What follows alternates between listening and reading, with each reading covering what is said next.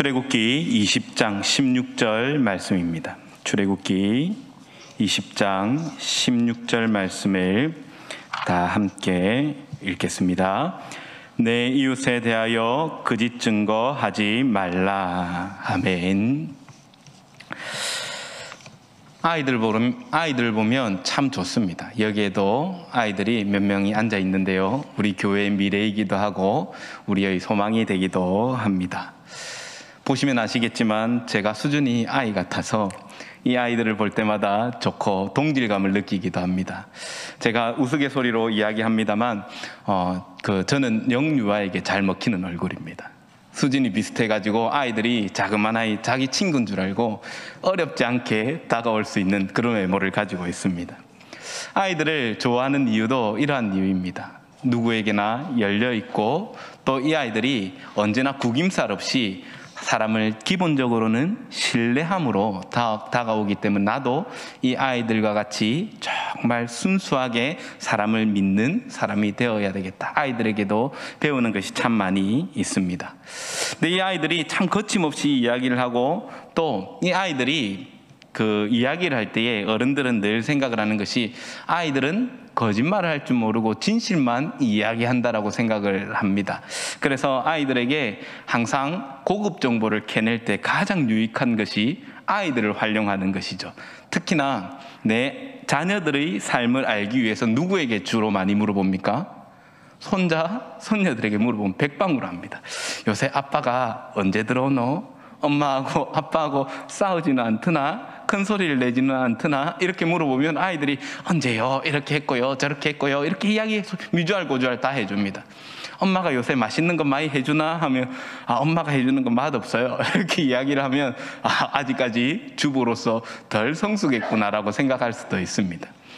또 중요한 것들을, 또 궁금한 것들을 내가 관심 있는 가정에 물어볼 때도 그 집 아이에게 이야기를 물어보면, 어떤 구체적인 사실을 물어보면 어지간하면 그 아이가 그냥 술술술술 다 이야기를 해줘버리는 경우도 많이 있습니다. 때로는 이것이 잘 없는 경우이긴 하지만 잘 모르는 사람이 어떠한 악의를 가지고 물어보면 그것들이 심각한 문제가 되기도 하고 굉장한 약점이 잡히는 일이 되기도 합니다.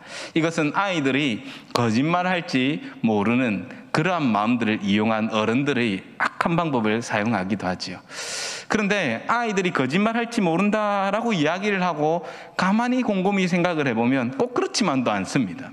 아이들은요, 아무도 안 가르쳐줬는데 거짓말 정말 잘합니다. 어떤 거짓말 합니까? 예를 들어 막 하다가 엄마 아빠가 하지 말라는 행동을 하다가 뭔가를 쏟거나 엎질렀을 때에 그 자리를 얼른 피해버립니다. 그 자리를 피하고서는 아이들이 이렇게 하고 있다가 탁 보고 엄마 아빠가 이제 늦게서야 보고서는 이 왜 이랬노? 이렇게 하고 아이를 부릅니다. 누구야? 이리 와봐라. 이 왜 이래 됐노? 하면 아이들이 어떻게 대답? 엄마 제가 그랬어요 하는 아이들 보신 적 있습니까? 저는 본 적이 없습니다. 그럼 어떻게 합니까? 대부분은 잘 모르겠는데요 하고 먼저 대답을 안 하고 대답을 회피합니다. 아무도 안 가르쳐줬는데 가끔 가다가 어느 그 영상에서 보니까 누가 그랬냐 하니까 누워있는 그 기지도 못하는 동생한테 제가 그랬어요 이렇게 하는 영상도 제가 본 적이 있습니다. 아이들이 아무도 안 가르쳐줬는데 자기가 불리한 일이 딱 있으면 어떻게 한다고요? 거짓말을 합니다. 그러면 부모들이 대부분은 너무 어이가 없어서 웃지요. 혼을 낼 때도 있지만 대부분은 웃고 아이들에게 다 이럽니다. 엄마가 아빠가 뭘 하려고 그러는 것이 아니라 이러한 것이 위험한 행동이고 조심하면 좋겠다 하고 거짓말보다 이렇게 한 행동보다 거짓말이 더 나쁜 거야 라고 그렇게 일러주고 알려주면 아이들이 그 이야기들에 대해서 솔직하게 이야기를 하는 것들을 배워가기도 합니다. 아이들이라고 해서 거짓말하지 않는 것은 아니지요. 그것을 보면서 저는 간혹 종종 그리고 자주 느낍니다. 어릴 때부터 우리의 본성은 악하구나. 나도 악하구나. 하나님 앞에서 범죄하지 않도록, 거짓하지 않도록, 거짓된 삶을 살지 않도록 나 자신을 늘 돌아보아야 하겠구나라는 것들을 생각하곤 합니다. 오늘 말씀은 거짓 증언하지 말라라는 명령, 10계명 중 9번째 계명의 말씀을 함께 살펴보도록 하겠습니다. 이 말씀을 통해서 하나님께서 하나님의 백성들에게 요구하시고 요청하는 것이 무엇인지, 그리고 오늘 하나님의 백성된 저와 여러분들이 어떤 삶을 살아야 하는지에 대해서 함께 살펴보려고 합니다. 먼저 거짓 증언하지 말라는 말은 거짓말하지 말라는 말보다 조금 더 자세한 대상을 포함하고 있습니다. 그냥 막연한 거짓말이 아니라 거짓 증언이라는 것은 증언이란 말이 포함되어 있기 때문에 반드시 대상이 있다라는 겁니다. 그렇기 때문에 개인적으로 어떤 일에 있어서 거짓말하지 말고, 그러한 부분들은 너무나 당연한 것이지만 그것을 넘어서서 타인과 연관이 되어 있을 때에 그것에 대한 증언을 거짓으로 하지 말라라는 것에 대해서 조금 더 무게를 싣고 있습니다. 그래서 이러한 일들을 조금 더 깊이 생각을 해보면, 특별히 이웃과의 관계 속에서 대상도 이야기를 하고 있죠. 내 이웃에 대하여 거짓 증언하지 말라라고 말함으로써 이웃에 대해서 우리가 거짓으로 이야기를 하거나 없는 말을 하거나 또 다른 이야기들을 하는 것에 대해서 금하고 있다는 겁니다. 예수님께서 우리의 율법을 어떻게 봐야 합니까? 라고 물어봤을 때에 첫째는 하나님을 사랑하고, 둘째는 내 이웃을 내 몸과 같이 사랑하라 하셨습니다. 이 계명과 같이 우리 가운데 이웃을 사랑하는 것이 이 거짓 증언을 하지 않는 것들을 통해서 어떻게 이루어져야 하는지 함께 살펴보겠습니다. 또 우리가 이 증언이란 말을 통해서 우리가 생각해 볼 수 있는 것이 있는데, 그것은 증언은 법정에서 사용되는 단어입니다. 증언하는 것은 증인이 하는 이야기이죠.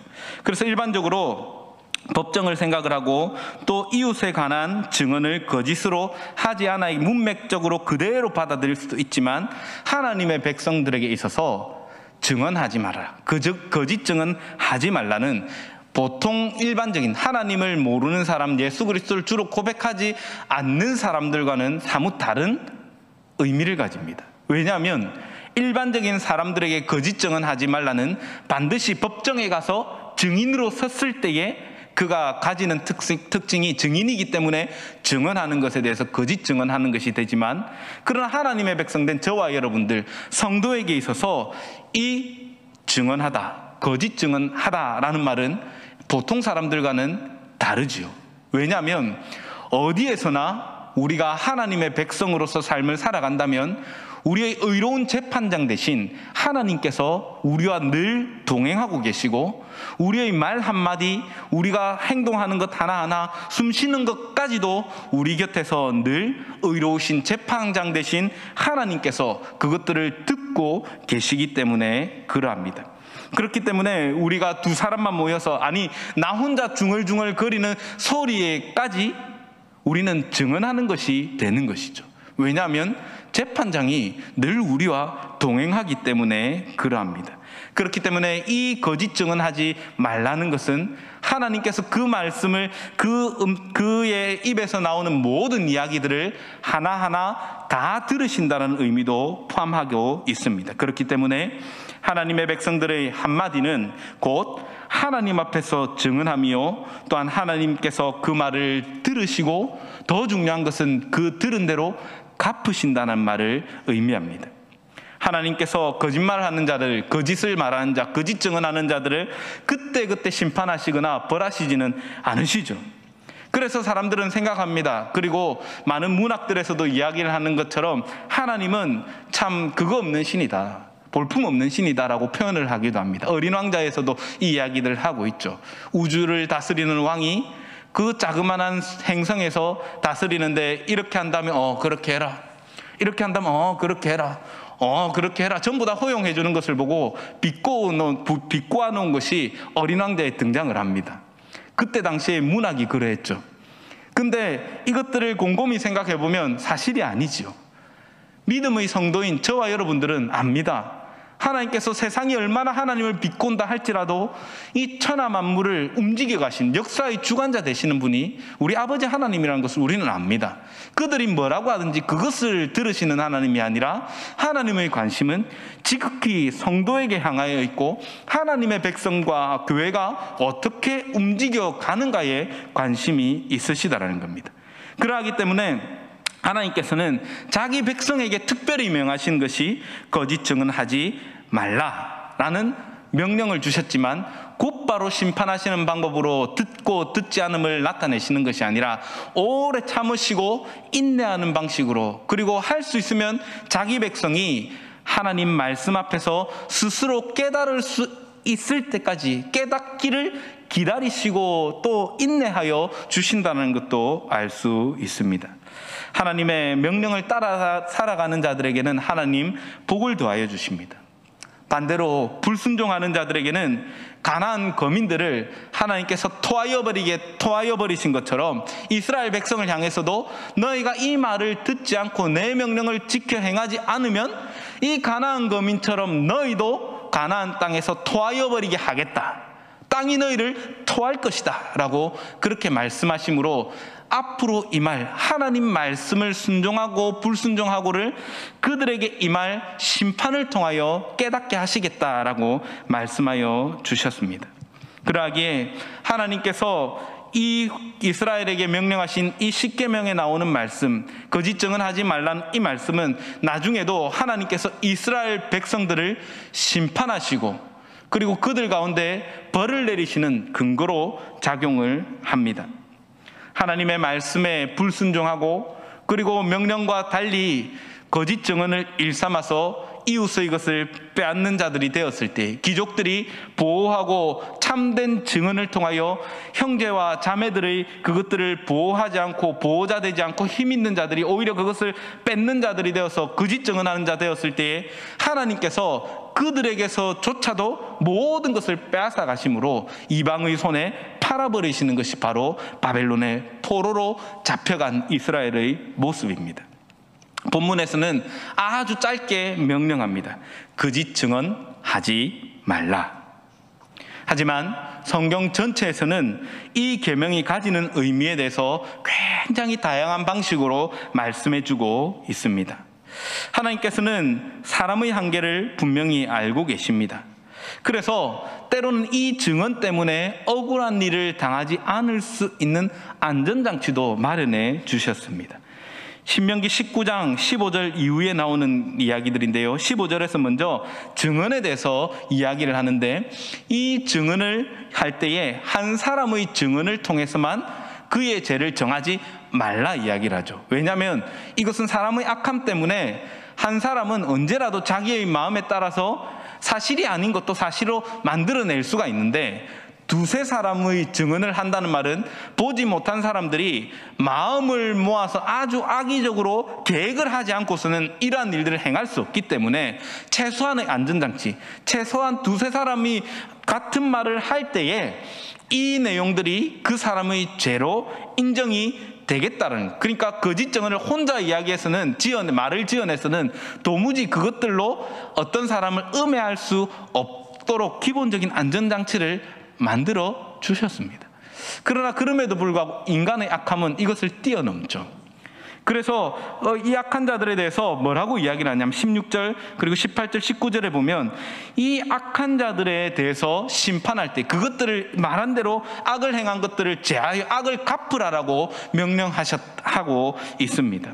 이것은 그 이유를 살펴보면 악을 행하지 못하도록 두려워하여서 이 사람들이 다른 사람들이 이 악을 행하여서 거짓 증언하는 자들에게 벌 내리는 것, 심판하여서 백성들 가운데 제하여 버리고 이들을 없이 하는 것들을 보고 거짓 증언하지 말라는 일벌백계 하라는 의미를 담고 있습니다. 하나님께서 왜 거짓 증언하는 자들에 대해서 이토록 엄중한 벌을 내리라고 말씀하고 있습니까?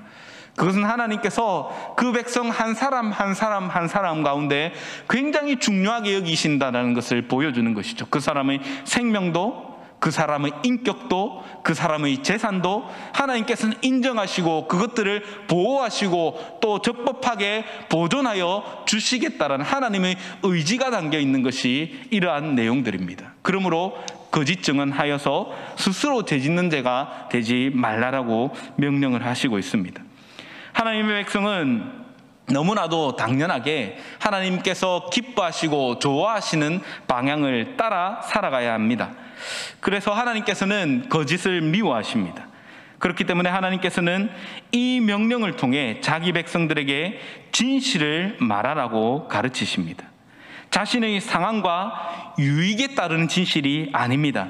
하나님께서 그러하시듯 나의 유익에 때로는 손해가 간다 할지라도 하나님께서 자기 아들을 보내어서까지라도 우리를 구원해 주신 것처럼 내가 좋아하고 내가 기뻐하는 방향에 반대로 되고 때로는 내가 손해를 입는다 할지라도 그것에 대한 진실한 증언을 할 자가 되라라고 명령하고 있습니다. 그렇기 때문에 이것을 통하여 이웃의 명예와 인격, 생명을 지키기 위해서 우리는 진실을 말하는 자가 되어야 합니다. 이 계명이 왜 중요합니까? 앞에서도 이야기한 것처럼 이것은 한 사람의 증언이 다른 이웃의 명예와 인격과 재산과 생명과 직결되어 있는 일이기 때문에 그러합니다. 열왕기상 21장에는 아합과 나봇이라는 사람이 등장을 합니다. 나봇이 좋은 포도원을 가지고 있었는데 아합이 이게 너무 탐이 나는 겁니다. 왕궁 겉에 있으니까 채소밭을 삼아야 되겠다라고 마음을 먹고 나봇에게 내가 돈도 주고 더 좋은 땅도 더 좋은 포도원 줄 거니까 이 땅 내게 달라 이야기를 합니다. 어떻게 생각을 하면 왕이 달라고 하니까 줘야 될 것 같다라고 생각을 할 수도 있습니다. 그런데 이스라엘 백성들에게는 땅이 내게 아닙니다. 누구 것입니까? 하나님 겁니다. 하나님께서 기업으로 주셨는데 나에게만 주신 것이 아니라 자자손손 이 자녀들에게까지 이 기업을 물려주심을 통하여 하나님께서 우리를 지키시고 보존하신다라는 확실한 증거가 되는 것이 이 땅이기 때문에, 기업이기 때문에 이 기업을 하나님께서 내게 주신 것이기 때문에 내 임의로 할 수 없다라고 거절합니다. 아합이 이것 때문에 밥도 못 먹습니다. 속이 상했던 거죠. 내가 왕인데 그의 말이 맞으니까 어떻게 할 방법이 없었던 거죠. 아내 이세벨이 이 일들을 내가 해결해 주겠다 나서서 해결합니다. 어떻게 해결합니까? 그를 증언석에 세워서 법적인 절차를 밟아서 공개적으로 그를 죽여버립니다. 제목은 하나님과 왕을 모욕했다라는 제명입니다. 그리고 그것을 증언한 증인에 대해서 불량자라고 이야기를 하고 있습니다. 거짓 증언은 사람의 생명을 해합니다. 재산을 빼앗습니다. 그리고 폭력을 일삼게 합니다. 이것은 이웃의 생명을 빼앗을 수 있는 것이고 하나님께서 보시기에 너무나도 큰 악을 행할 수 있는 것이기에 하나님께서는 거짓 증언하지 말라고 명령하십니다. 하나님께서는 이 모든 것들을 보셨고 그리고 아합의 집에 하나님께 저주를 내리시죠. 어떤 저주입니까? 네가 그렇게 했지? 너의 피를 개가 핥을 것이고 너의 시체를 개들이 먹을 거다 라고 말씀하십니다. 실제로 이 말씀대로 아합이 죽고 나서 냇가에서 마차를 실었을 때에 개들이 그 피를 핥았고요, 이세벨이 떨어져 죽었을 때 그 시체를 찾을 수 없다라고 이야기를 하고 있습니다. 개들이 먹었습니다. 하나님께서 이 거짓 증언에 대해서 얼마나 심각하게 다루고 있는지 보여주고 있습니다. 그리고 이것이 미치는 또 하나의 심각한 문제가 있는데 공동체를 해한다라는 겁니다. 이 귀족들과 그리고 그 장로들을 언급을 하고 있는데 장로들과 귀족들이 아합과 이세벨이 그를 나봇을 죽이려 한다는 걸 몰랐겠습니까? 동네가 크면 얼마나 큰지 모르겠습니까? 시골에서는 조그만 일 하나 있으면 다음 날 되면 온 동네 사람들이 다 알고 있습니다. 이 시대는 더 했겠죠. 나봇이 왕의 청을 거절한 것 다 압니다. 그리고 나봇에게 그렇게 청을 하였다는 것은 나봇이 어느 정도 인지도를 가지고 있는 사람이라는 것도 충분히 알게 합니다. 이름을 이야기를 하고 있잖아요. 그 이름을 이야기를 하면서 이야기를 하는 것이 나봇이 거절했대 라고 이야기를 하고 곧 일어나는 일이 장로들과 그리고 이 귀족들에게 편지를 이세벨이 보냈습니다. 그리고 증언대에 세우라라고 어떻게 해야 될지 계획도 구체적으로 적어서 보냈습니다. 그러면 이 내용들을 통해서 장로들이 바보도 아니고요, 귀족들이 바보도 아닙니다.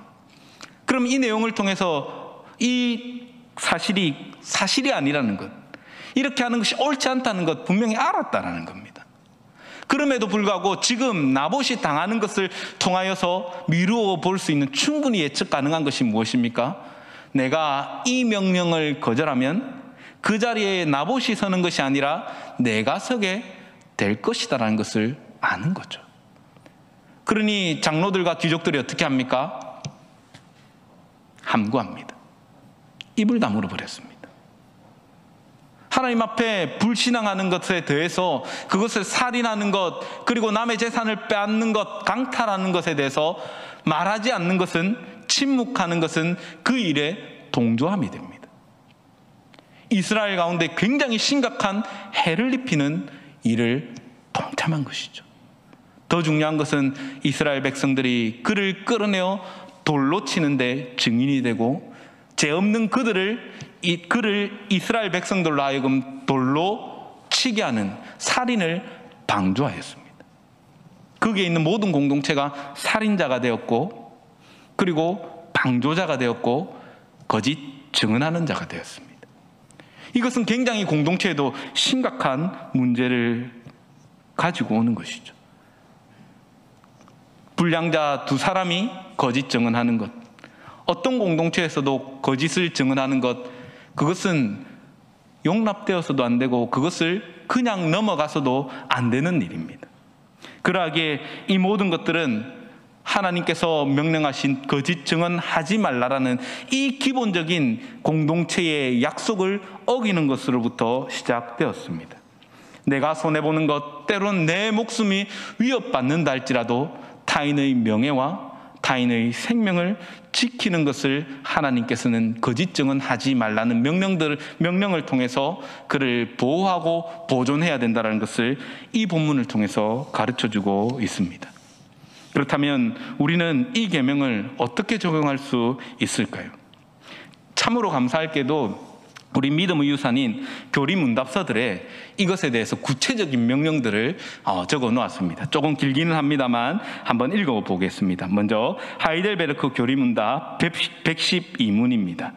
112문 제9계명에서 하나님께서 원하시는 것은 무엇입니까? 함께 읽겠습니다.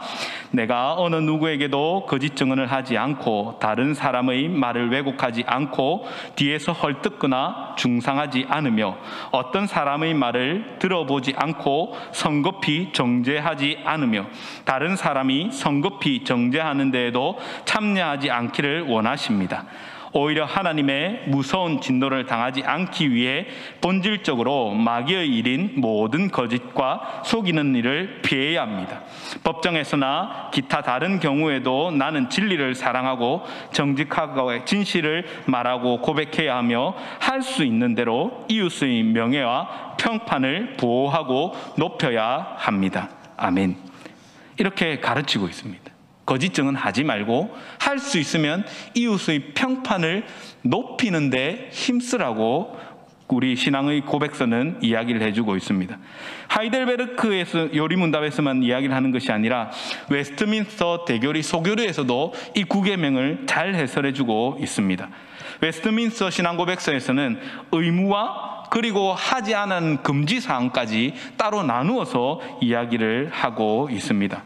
조금 더 긴데요. 그래도 한번 읽어보겠습니다. 왜냐하면 구체적으로 어떻게 행해야 하는지를 너무나도 분명하고 그리고 간결하게 이야기해주고 있기 때문에 먼저 143문 제9계명에서 요구하는 의무는 무엇입니까? 함께 읽겠습니다. 제9계명에서 요구하는 의무는 사람과 사람 사이의 진실과 우리 자신과 우리 이웃의 명예를 보존하고 증진하는 것입니다. 진리를 위해 나서서 옹호하며 재판과 정의에 있어서나 다른 어떠한 일에 있어서라도 진심으로 성실하게 자유롭게 명백하게 그리고 온전하게 오직 진실만을 말하는 것입니다. 우리 이웃을 자비롭게 평가하고 그들의 명예를 사랑하며 바라고 기뻐하며 그들의 연약함을 슬퍼하고 덮어주며 그들의 재능과 장점들을 기꺼이 인정하는 것입니다. 그들의 결백을 변호하고 그들에 관한 좋은 소문을 기꺼이 받아들이되 나쁜 소문은 받아들이기를 원하지 않으며 험담하는 자들과 아첨하는 자들과 비방하는 자들을 저지시키는 것입니다. 우리 자신의 좋은 평판을 사랑하고 보호하며 필요할 때는 이를 변호하며 정당한 약속을 지키고 어떤 것이든지 참되고 정직하며 사랑스럽고 좋은 평판이 있는 것들을 배우고 실천하는 것입니다. 아멘. 그러면 금지하는 것에 대해서도 이야기를 합니다. 길지만 읽겠습니다. 왜냐하면 너무나 잘 요약해 놓았기 때문입니다. 금지하는 죄는 무엇입니까? 함께 읽겠습니다. 제9계명에서는 금지하는 죄는 특별히 공적 재판에서 진실을 왜곡하고 우리 자신과 이웃의 명예를 해치는 모든 일입니다. 거짓 증거를 제공하며 위증을 사주하고 고의적으로 나서서 악한 소송에 대해 변호하며 진실을 대적하고 억압하는 것입니다. 불의한 판결을 내리고 악을 선하다 하며 선을 악하다 하고 악인에게 보상하기를 의인에게 하듯이 하며 의인에게 보상하기를 악인에게 하듯이 하는 것입니다. 위조, 진실을 은폐하는 것이며 공의로운 소송에서 부당하게 침묵하는 것과 불법에 대해 우리가 책망하고 다른 이들에게 항의해야 할 때 잠자코 있는 것입니다. 때에 맞지 않게 진실을 말하거나 그릇된 목적으로 악의적으로 말하거나 진리를 왜곡하여 그릇된 의미로 만들거나 의심스럽고 애매한 표현으로 진실과 공의를 손상시키는 것입니다. 비진리를 말하며 거짓말하고 비방하며 험담하고 회방하며 나쁜 소문을 퍼뜨리고 수군거리며 비웃고 욕하며 경솔하고 가혹하며 편파적으로 비난하는 것입니다. 의도와 말과 행동을 오해하는 것이며 아첨과 헛된 자랑, 우리 자신이나 남들을 지나치게 높게 혹은 낮게 생각하고 말하는 것입니다. 하나님께서 주신 재능들과 장점들을 부인하고 적은 과실들을 더욱 악화시키고 자유롭게 고백하도록 요청받았을 때 죄를 숨기고 변명하고 경감시키는 것입니다. 약점을 쓸데없이 찾아내며 헛소문을 퍼뜨리고 악한 소문을 받아들이고 지지하며 공정한 변호에는 귀를 막는 것입니다. 악하게 의심을 품는 것이며 마땅히 받을 만한 자격이 있는 자에게 돌아가는 명예에 대해 시기하며 배아파하고 그것을 손상시키려고 애쓰거나 갈망하며 그들의 불명예와 오명을 기뻐하는 것입니다. 조소하듯이 멸시하는 것, 맹신적으로 존경하는 것, 정당한 약속을 위반하는 것입니다. 명예를 얻는 일에는 소홀히 하고 불명예를 초래한 일을 행하고 스스로 피하지 않을 뿐더러 다른 사람들이 못하도록 능히 할 수 있음에도 불구하고 막지 아니하는 것입니다. 아멘. 굉장히 구체적으로 이야기를 하고 있죠. 여기에서 우리가 많은 실수들을 하고 있는 이야기들이 너무나도 많이 이야기를 합니다. 특별히 여기에서 딱 들으면서 저도 참 주의해야겠다 싶은 것이 있는데요. 보면 진리를 왜곡하고 그릇된 의미로 만들고 의심스럽고 애매한 표현으로 진실과 공의를 손상시키는, 물타기 하는 거죠. 그러니까 애매하게 말하면 안 된다는 겁니다. 진실에 대해서는 명백하게 이야기를 하는 것이고요. 또 여러 가지 것들을 이야기를 하며 조소하듯이 멸시하지 말합니다. 조소가 뭔지 아시죠? 비웃는 겁니다. 또 맹신적으로 존경하는 것도 거짓 증언에 포함된다 이야기를 합니다. 현대사회에서 존경할 사람이 없으니까 더 이러한 부분들은 나타나기 쉬운 것 같습니다. 내가 좋아하는 사람은 어떤 죄를 지어도, 내가 또 지지하는 사람은 어떤 잘못을 하여도 맹신적으로 존경하기 쉽습니다. 그러나 이 모든 것들을 뭐라고 이야기를 하냐면 거짓 증언에 포함된다라고 우리의 신앙 고백은 가르치고 있습니다. 여기에서 제가 근거 구절을 하나하나 다 달지는 않지만 우리 신앙 고백서를 보면 왜 이러한 말들을 하고 있는가에 대한 성경의 근거 구절들이 하나씩 다 달려 있습니다. 근거 없이 하는 이야기가 아니라 하나님 말씀이 가르치고 있는 것들을 잘 요약해서 우리가 구계명을 통하여 금하여야 할 것, 그리고 마땅히 하여야 할 일들에 대해서 이야기해주고 있습니다. 이 거짓 증언하지 말라는 것에서 크게 두 가지를 우리가 요약해서 이야기를 할 수 있는데, 그것은 거짓말하는 것과 중상하는 것입니다. 거짓말은 사실과 다른 이야기를 하는 것이고, 또 중상하는 것은 사람의 명예나 지위를 손상하기 위하여 없는 말로 말하는 것을 중상한다라고 이야기를 합니다. 어떤 경우에도 거짓말하지 않아야 되고 다른 사람의 명예와 여러 가지 일들에 대해서 중상하지 않아야 합니다. 우리는 특정 대상의 명예와 지위와 재산에 피해를 주기 위해 아주 악한 아합이 걸어갔던 길을 걸어가지 않도록 우리는 늘 힘써야 합니다. 설사 사실이라 하여도 다른 사람의 명예를 손상시키거나 해를 가하는 일에 대해서는 함구해야 되고 덮어야 됩니다. 죄의 문제 아닙니다. 실수한 것이죠. 예를 들면 이런 것입니다. 아이가 그 친구 중에 한 좀 고학년 아이들 중에 실수를 해가지고 오줌을 옷에 쌌다. 그걸 봤어요. 그러면 친구들한테 가가지고 야 어저께 우리 얘가 오줌 쌌대 이렇게 하면 어떻게 되겠습니까? 그 아이가요 부끄러워서 학교나 다니겠습니까? 평생 따라다니는 별명이 생깁니다. 뭡니까? 오줌 싸기 다 아시죠? 이렇게 된다는 겁니다. 사실입니다. 사실입니다. 우리 공동체 안에도 충분히 있을 수 있는 일이잖아요. 실수로 어떤 일들이 일어날 수 있습니다. 그러면 그것에 대해서 실수로 일어난 거 다 아는데 실수를 이야기함으로 해서 가지고 오는 해악도 우리는 다 아는데 그것을 단지 가십거리로 생각을 하고 다른 사람의 명예를 나보다 높으니까 나보다 더 잘 나가니까 시기하는 마음을 가지고 그렇게 한다면 하나님 그 모든 것들을 우리가 거짓 증언하는 것으로 여기신다라고 이야기를 하고 있다라는 겁니다. 때에 맞지 않는 진실을 말하면 안 됩니다. 예를 들면 이런 것이죠. 사무엘상 22장 9절부터 도액이라는 아말렉 사람이 나옵니다. 그 사람이 다윗이 그 제사장에게 찾아갔을 때에 제사장이 먹을 것과 칼을 주었다는 것을 왕에게 말합니다. 결과가 어떻게 나타났는지 아십니까? 그 제사장을 죽이고 그리고 제사장 옷을 입은 에봇을 입은 85명의 사람들을 죽이려 합니다. 근데 죽이라 할 때에 이스라엘인들은 두려워서 그렇게 하지 않습니다. 왕의 명령이라 할지라도 하나님의 세우심을 받은 사람을 어떻게 죽이냐고 그 명령을 지키기를 거절하고 하지 않습니다. 근데 이 아말렉 사람 도액이 그 사람들을 가서 다 죽여버립니다. 이것은 분명히 사실을 말했지만 이것을 말하는 의도가 무엇인지 알고 있고 그 다음에 일어날 일이 무엇인지 알 수 있다는 겁니다. 사실을 말하는 것이 잘못될 때가 있는데 어느 때냐면 악에 사용될 것을 알고 그리고 정의롭지 못한 일에 사용되지 않을 것을 알고 있는데 그것을 사실을 이야기를 하는 것은 그것을 향하여 이것 또한 거짓 증언하는 것입니다. 왜? 자기가 스스로 속이는 거예요. 할 수 있으면 이웃의 명예와 이익을 증진시켜야 되는데 불법한 일을 행하는 사람을 도와서 사실을 말했다? 그것은 하나님 보시기에 악한 일이라는 것을 보여주고 있다는 겁니다. 마찬가지죠. 이스라엘 백성들 가운데 그 라합이 이스라엘 정탐꾼을 숨겨줬을 때 거짓말합니다.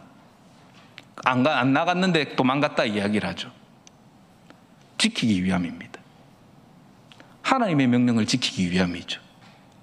아무 때나 이것을 적용하시면 큰일 납니다.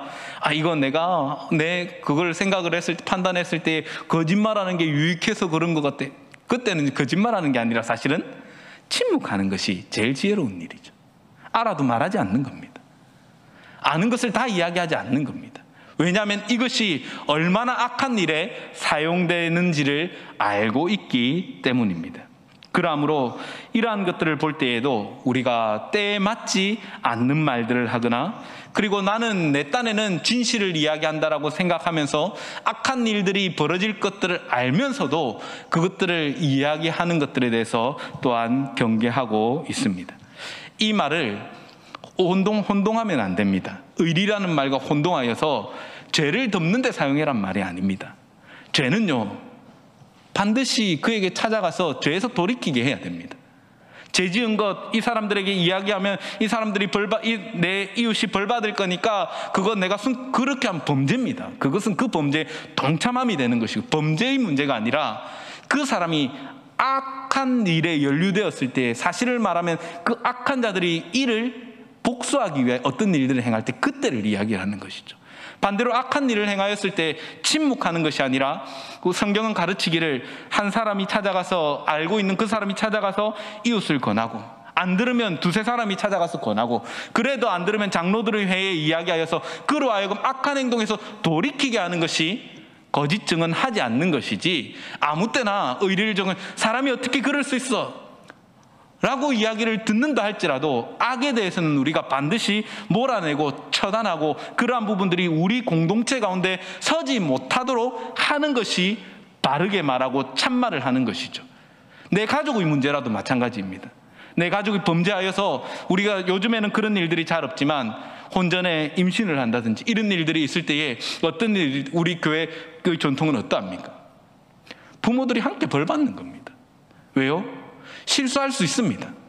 그런데 그 실수에 대해서 그냥 넘어가는 것이 아니라 우리가 공동체가 함께 아파함으로 그의 벌을 주기 위한 목적이 아니라 우리 공동체에 다시 이러한 일들이 일어나지 않도록 서로를 세우는 일이, 이 참된 증언을 통하여, 그리고 부모의 인정을 통하여 내가 자녀들을 하나님 말씀으로 온전히 기르지 못했다라는 그 거짓된 삶에 대한 통회와 자복을 통하여 공동체가 서기 위하여 이러한 것들을 받아들이는 것 아닙니까? 이것은 굉장히 중요한 일이거든요.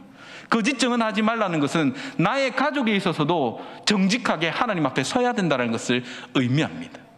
내 가족을 건드려? 아니죠. 그렇기 때문에 하나님 앞에 서야 하는 겁니다. 나를 대면시켜야 하는 것이고요. 어느 때라도 하나님의 백성들이 거짓말하지 않아야 됩니다. 진실함에 있어야 합니다.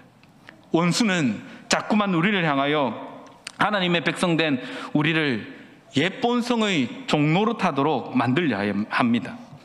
우리 마음속에 혹시나 속이는 거짓이 있지 않는지 늘 돌아보아야 하는 이유가 여기에 있습니다. 우리가 말하는 그 의도에 다른 사람을 중상하려고 하는 의도가 포함되어 있지 않는지 우리는 우리 자신의 말을 잘 돌아보아야 합니다. 이런 것들을 여전히 가지고 있다면 우리를 향해서 내가 그리스도인이라고 어찌 말할 수 있겠습니까? 우리는 이웃의 관계 속에서 늘 진실을 말하되 사랑의 마음을 가지고 말을 해야 합니다.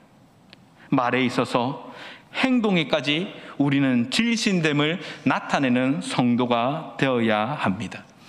이 모든 것들은 우리의 힘으로 사실은 이루어낼 수 없습니다.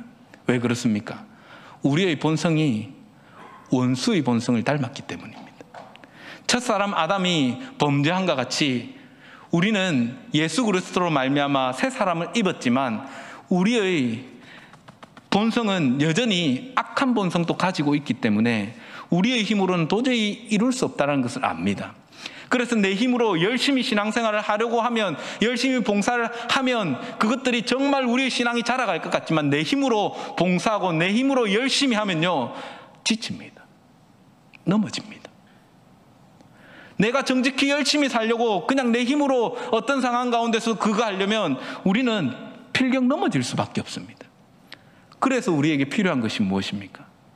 하나님 앞에 엎드리고 내가 진실하게 살아갈 수 있도록 내게 성령 충만함을 더해달라고 기도하고 말씀 묵상하고, 그 말씀의 사람이 나로 하여금 정직하게 살아갈 수 있도록, 진실하게 살아갈 수 있도록, 거짓 증언하는 삶이 아니라 진실한 자의 삶을 살아갈 수 있도록 해달라고 기도하는 것입니다.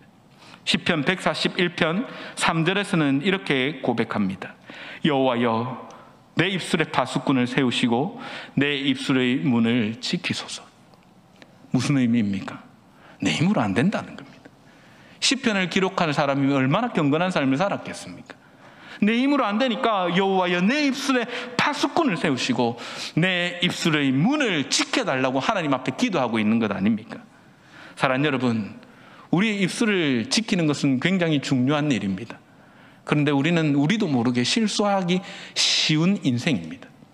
그래서 우리는 우리 마음속에 늘 하나님 앞에 정말 내가 이러한 말들을 뱉어내는 것이 아로새긴 이 은쟁반에 그루는 구슬과 같이 아름다운 소리가 나는지, 아니면 정말 내가 주의 교회를 위해서 이 말을 하고 있는지, 아니면 내가 나의 명예와 세상적인 관점에서 우리 교회가 어떻게 되어야 되겠다라고 생각을 하는 그 거짓 의로움에 기인하고 있는지 우리 자신을 좀 살펴봅시다. 그래서 말 한마디 하는 것도 하나님 앞에서 해야 됩니다. 코람데오가 무슨 의미입니까? 하나님 앞에서. 하나님께서 내 혼자 생각하는 말이라도 하나님 그거 지켜보고 계십니다.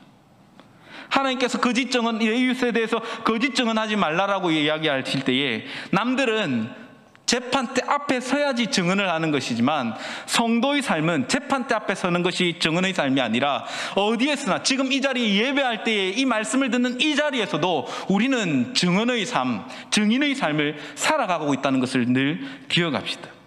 요한계시록 12장 10절 11절 말씀입니다.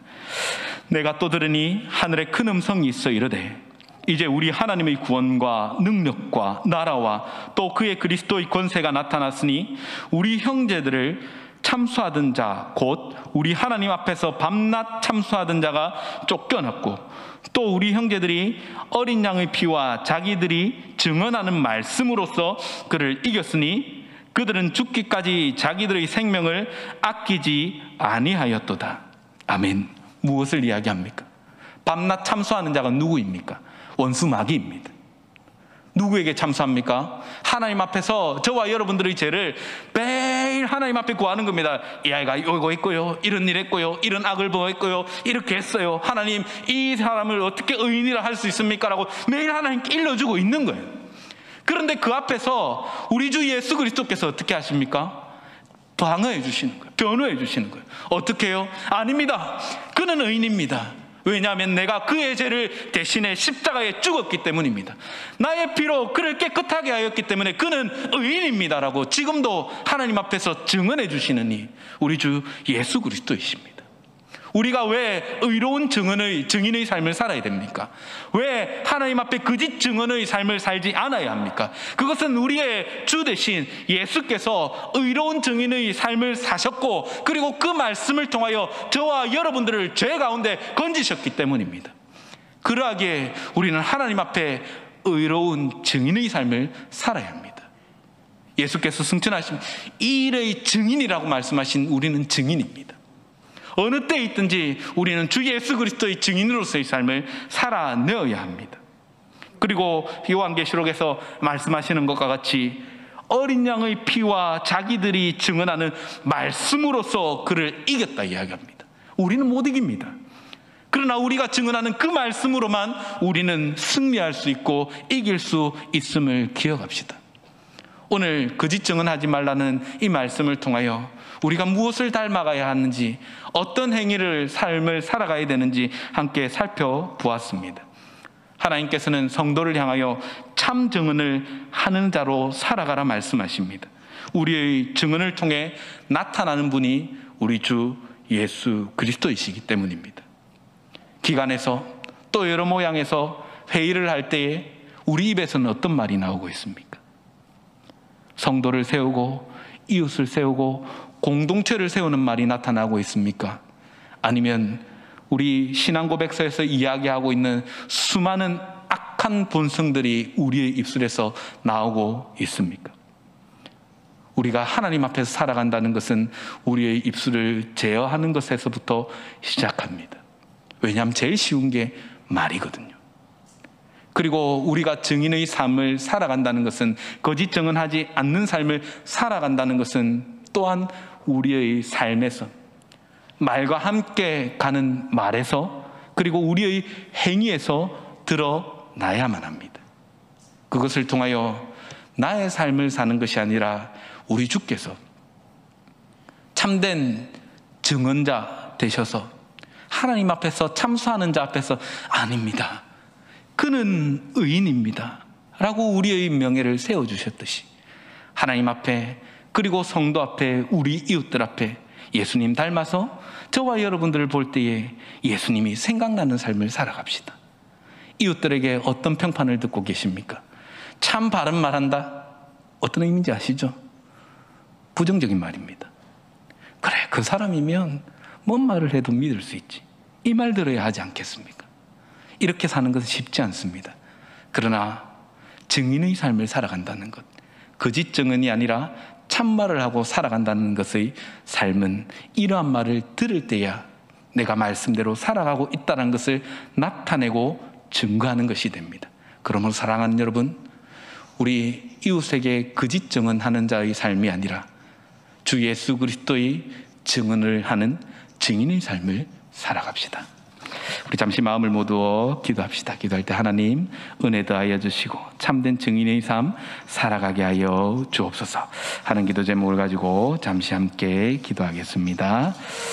오 하나님 아버지, 은혜 더하여 주시고 세임 더하여 주시니 감사합니다. 날마다 더해 주시는 하나님의 은혜를 통하여 하나님 살아계심을 발견하오니 하나님께서 우리 가운데 함께하여 주시고 은혜 더하여 주시고 말씀하여 주옵소서. 연약하오니 성령 충만함을 더하여 주시고 하나님 음성을 따라 살아갈 수 있는 우리들 될 수 있기를 간절히 소망하오니 아버지 역사하여 주시고 은혜 더하여 주옵소서.